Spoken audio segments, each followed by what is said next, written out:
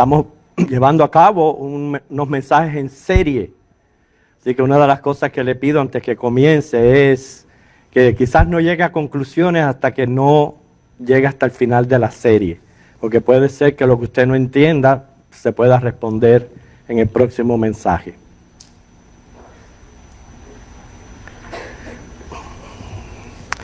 Y como el mensaje se trata de preguntas y de incógnitas, les quiero presentar una situación donde en un teatro se abre el telón y aparece un piojo en bata de dormir y se baja el telón. Luego vuelve a alzarse el telón, vuelve a venir un segundo piojo con una bata de baño. Vuelve a bajar el telón, vuelve a subir. Aparece el tercer piojo con una bata de casa. ¿Cómo se llama la obra? Combata los piojos.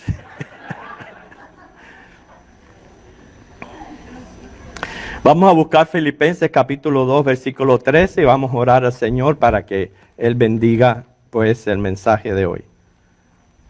Bendice, Señor, tu palabra.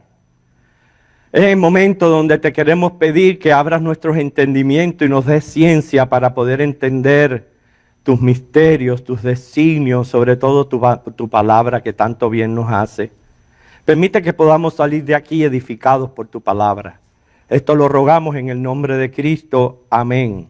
Estamos tratando de entender esta frase que aparece ahí en Filipenses 2, versículo 13, que dice, porque Dios es el que en vosotros produce así el querer como el hacer por su buena voluntad.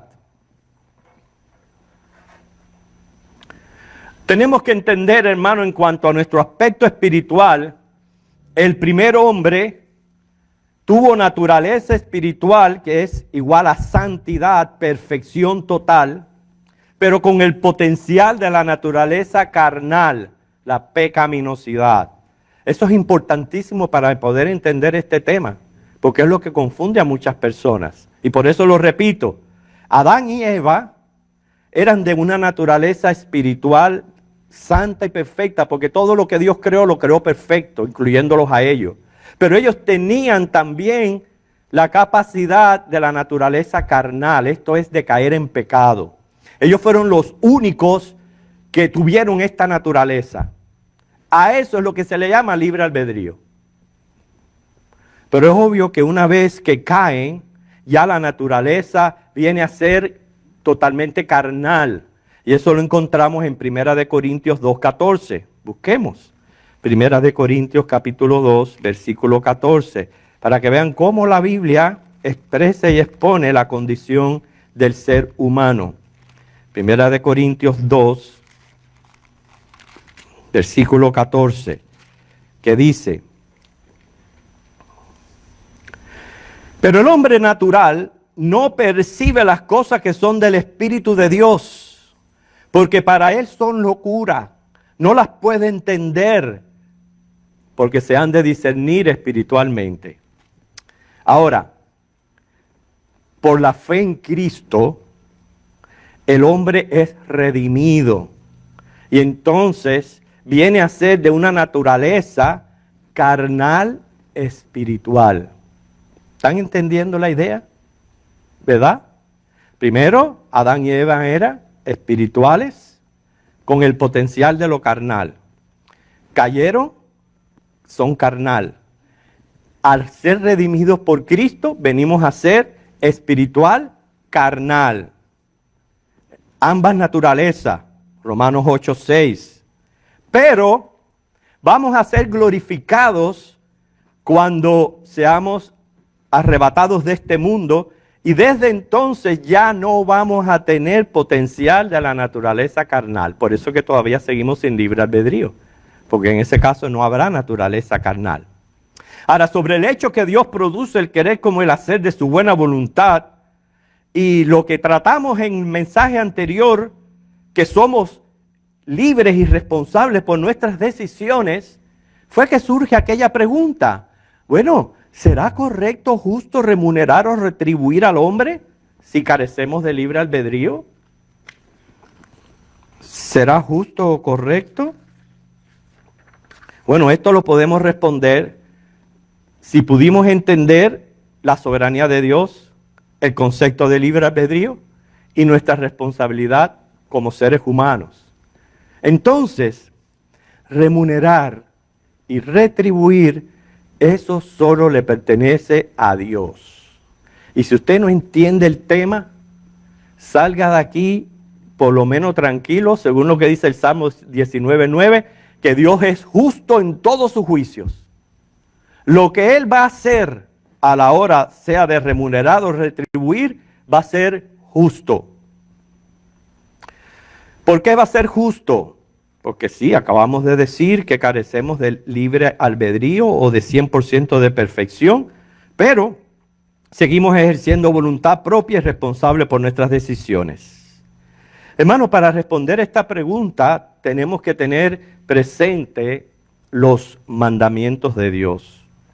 Y no me estoy refiriendo en este momento a los 10 mandamientos, sino a uno muy importante en la Biblia, el mandato del Evangelio. Eso está en Hechos 16:31, que dice que Dios manda: cree en el Señor Jesucristo y serás salvo.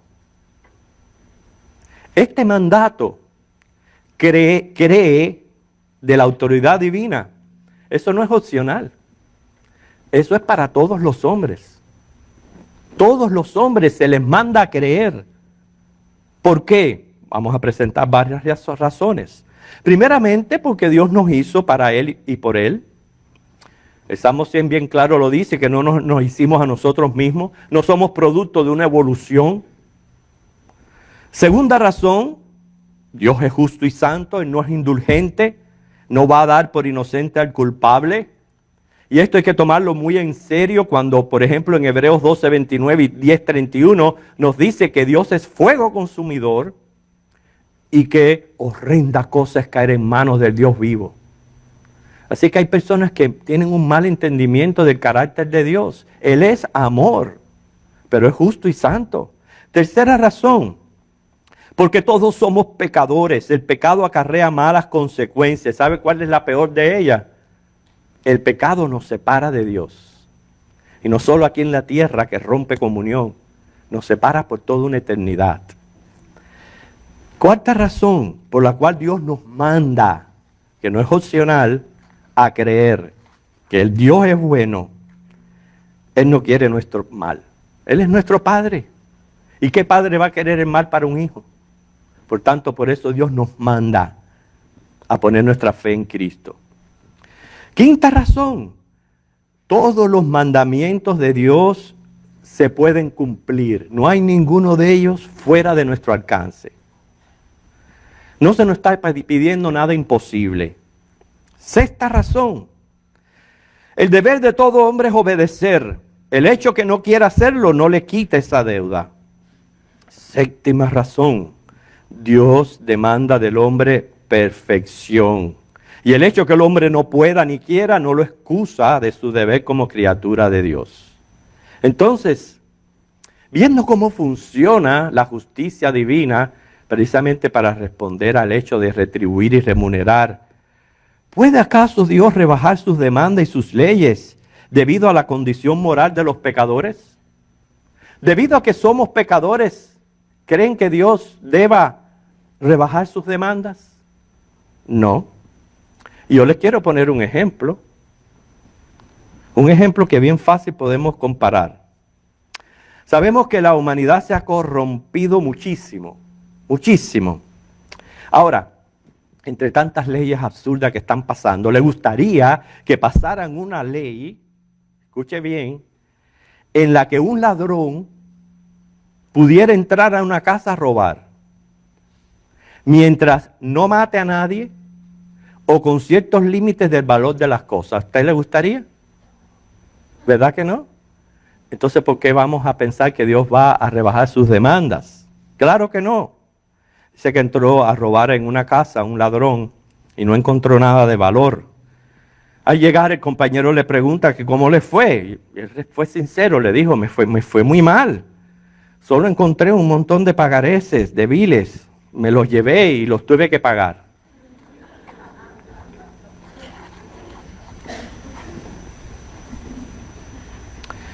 Los mandamientos de Dios son los mismos para todos los hombres, y como todos los hombres pecan, manda a que todos los hombres en todo lugar se arrepientan. Hechos 17:30. Hechos 17, versículo 30.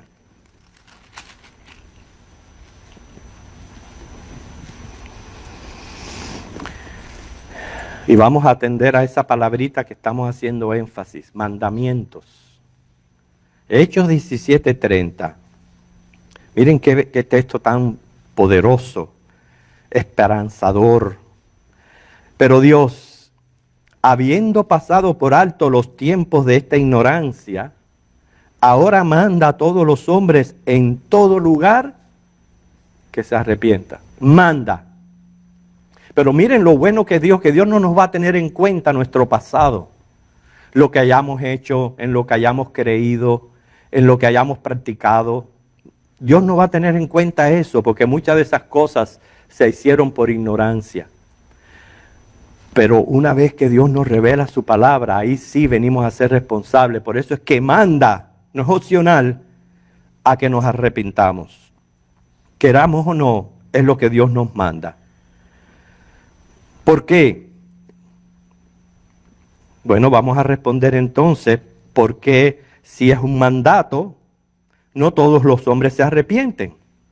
O se arrepienten. Dice, aunque el deseo de Dios es salvar, Él continúa respetando la libre voluntad del hombre. Continúa respetando la libre voluntad del hombre. Pero ¿por qué entonces no todos se arrepienten? Número uno, porque pueden ser que estén bajo ignorancia. Han sido criados por padres en hogares quizás de incrédulos. No han inculcado la fe, el temor de Dios en un hijo, en una persona. O, como nos pasó a muchos, nacimos en sistemas materialistas, ateístas, como es el comunismo, que niegan a Dios y promueven la falsa evolución. Bajo ese concepto que solo somos materia, o sea que para los evolucionistas materialistas no existe lo espiritual, no hay Dios, no hay vida después de la muerte, no hay cielo o infierno, no hay juicio, ni juez a quien rendir cuenta. ¿Se da cuenta entonces por qué el enfoque de muchos en este mundo, el sentido, el propósito de la vida viene a ser solamente lo material? Y nada más que están pensando en prosperidad, fama, placer, diversión. ¿Por qué? Porque carecen de conocimiento bíblico. Por ende perecen. Por eso, qué buena noticia es que la Biblia dice Dios que Él pasa por alto esos tiempos de ignorancia. Los pasa por alto. Segunda razón por la que todos no se arrepienten. Han sido engañados. Claro que sí. Como fue engañado Adán y Eva. Fueron engañados por el mismo diablo. Entonces en ese engaño se encuentran atrapados en falsas ideologías, religiones, en idolatría, en sectas que promueven más bien la salvación por obra, que es contrario a la gracia de Dios. Pero están atrapados, están engañados. Tercera razón, no todos se arrepienten porque el orgullo no los deja. Tan simple como eso. El orgullo. El hecho que una vez son expuestos a la verdad, no aceptan que están en un error, se niegan a reconocerlo, se niegan a humillarse. Y esto, hermano, no es bueno. Precisamente todos los que hemos venido a Cristo pasamos por un proceso de humillación. Si caímos rendidos, humillados, reconociendo nuestra pecaminosidad y nuestra necesidad de un Salvador. Eso requiere humildad. No todos se arrepienten porque aman el pecado. Y eso lo dice muy, pero muy claro el Señor Jesús ahí junto al precioso versículo de Juan 3:16. Juan 3:16, podemos leer los versículos del 16 al 21. Y nos vamos a dar cuenta que muchos no se arrepienten porque aman su vida pecaminosa, no la quieren dejar. Tan simple como eso. Dice, porque de tal manera amó Dios al mundo que ha dado a su Hijo unigénito para que todo aquel que en Él cree no se pierda, mas tenga vida eterna. Porque no envió Dios a su Hijo al mundo para condenar al mundo, sino para que el mundo sea salvo por Él.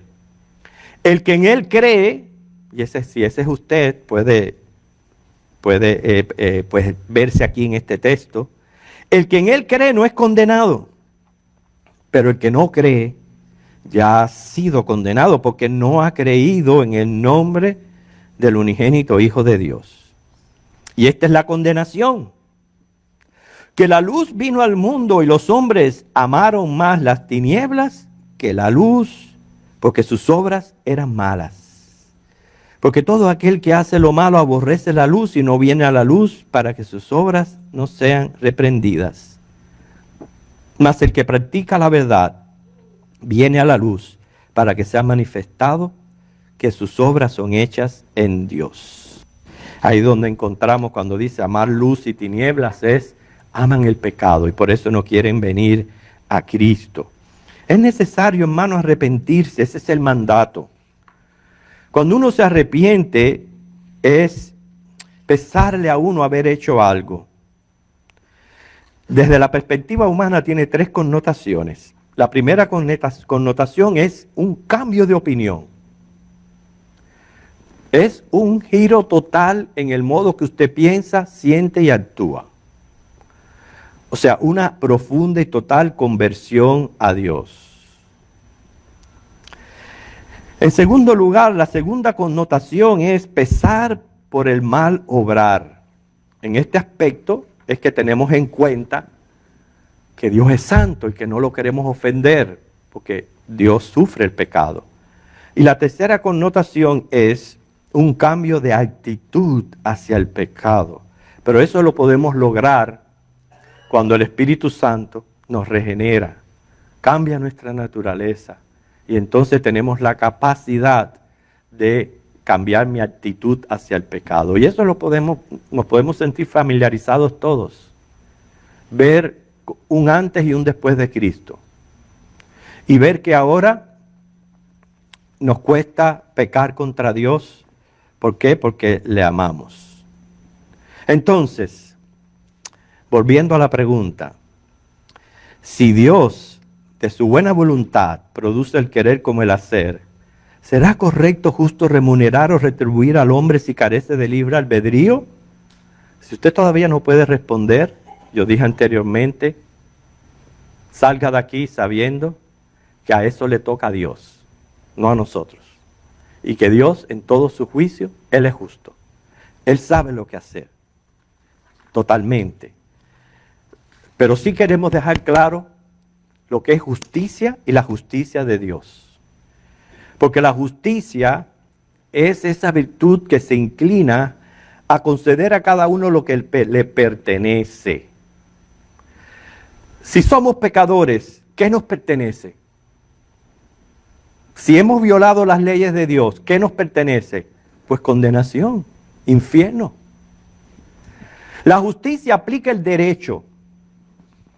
Por ser pecador, no tenemos ningún derecho, no se puede exigir nada. Por eso es que la Biblia, que la salvación es por gracia.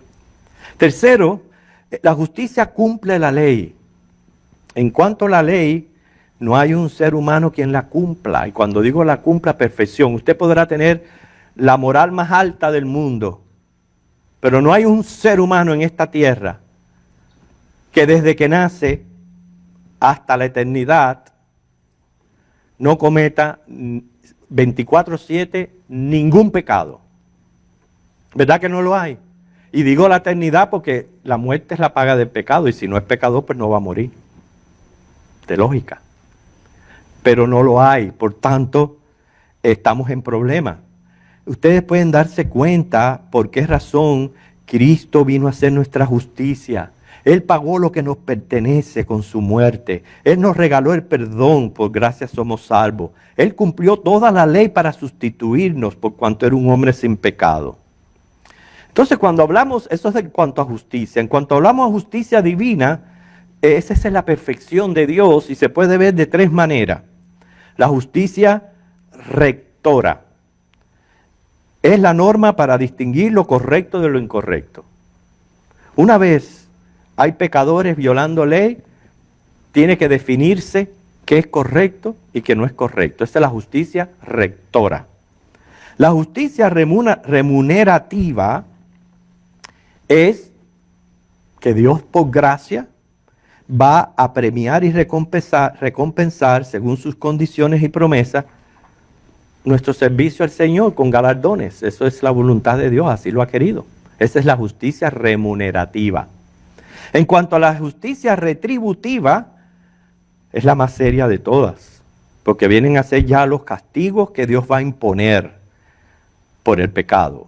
Juicio, condenación, disciplina, infierno. Hemos respondido a la segunda pregunta con esta verdad bíblica. Dios es justo, Dios es santo, Dios remunera, Dios retribuye nuestras acciones y decisiones. ¿Por qué? Porque Él nos respeta. Pero respetarnos es respetarse a sí mismo, porque Él nos hizo seres con voluntad propia. La remuneración para el que recibe a Cristo, con toda seguridad, es vida eterna en el paraíso. La remuneración para el que sirve a Cristo, van a ser galardones, que no sabemos qué tipo son, pero así Dios lo dice. La retribución para el que rehúsa recibir a Cristo, es infierno. No hay otra manera de ponerlo. Infierno. Entonces, le lanzamos otra pregunta a nuestra frase incógnita, y eso va a ser para el próximo mensaje. ¿Por qué? Porque la tumba está en su propia cava. No, está cavando su propia tumba, disculpa, que siempre me confundo. La otra pregunta. ¿Cómo un hombre puede ser un agente libre y responsable si sus acciones fueron preordenadas desde la eternidad? La repito, si somos agente libre y responsable, ¿cómo es que nuestras acciones fueron preordenadas desde la eternidad? Es una pregunta bastante difícil, pero la vamos a responder en el próximo mensaje. Por el momento seguimos haciendo énfasis, hermanos. Tenemos que tomar decisiones sabias en la vida. Decisiones respecto a nuestra vida eterna. Decisiones respecto a todo lo que hacemos en esta tierra. Porque definitivamente lo que uno siembra, lo cosecha. Señor les bendiga, vamos a orar. Gracias te damos, Señor, por tu palabra. Gracias, Cristo, por tu sacrificio expiatorio en la cruz del Calvario, sustituyéndonos, pagando toda justicia en nuestro lugar, de manera tal que, como dice Romanos 8:1, ya no hay condenación para los que están en Cristo Jesús. Eso nos da paz, seguridad, tranquilidad, tener una perspectiva correcta en esta vida, en lo que esperamos que vengas por nosotros. También, Señor, tú has decidido en tu justicia remunerativa galardonarnos por el servicio que te prestamos en la tierra. En este aspecto, Señor, ayúdanos a aprovechar el tiempo, porque el tiempo se acorta. Así que, Señor, bendice a tu iglesia con tu palabra, en el nombre de Cristo. Amén.